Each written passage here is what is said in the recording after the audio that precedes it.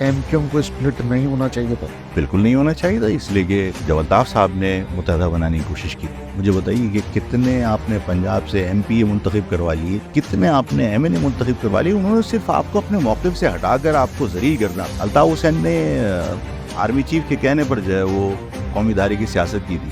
کیونکہ اسلم بیگ صاحب جو ہے وہ مہاجر لفظ ختم کرنا چاہتے ہیں۔ انہوں نے الطاف سے فرمائش کی تھی، الطاف صاحب سے، کہ آپ قومی ادارے کی سیاست کیجیے۔ نظریاتی اختلاف کے اندر کون سا ویسا ایک اگریسو پوائنٹ تھا جہاں سے یہ لڑائی شروع ہوئی اور اس کے بعد یہ بڑھتی چلی گئی؟ ہماری جنگ ہی شناختی تھی کہ ہمیں بھی تسلیم کرو جس طرح باقی قومیتوں کو تسلیم کرتے ہو، یا پھر ون یونٹ بنا دو۔ یہ بنیادی مسئلہ نظریاتی جنگ جو ہے وہ اتنی بڑھتی چلی گئی۔ اس میں ظاہر ہے کہ الطاف صاحب کی حکمت عملی غلط تھی، میرا خیال ہے، انہیں شاید آج اس بات کا احساس ہو۔ ایک زمانے کے اندر آپ اور الطاف حسین صاحب جو ہیں بڑی آپ لوگوں میں قربتیں تھیں، ساتھ کام کیا، تو کیسے یہ رومانس سے لے کے جو ہے یہ آگے تک کی کہانی جو ہے وہ خراب ہوئی؟ حسن صاحب، میرا رومانس جو ہے وہ نظریے کے ساتھ تھا، ہاں، شخصیت کے ساتھ نہیں تھا، تو آج بھی اس رومانس کے اوپر قائم ہوں، میں اپنے نظریے سے جڑا ہوا ہوں۔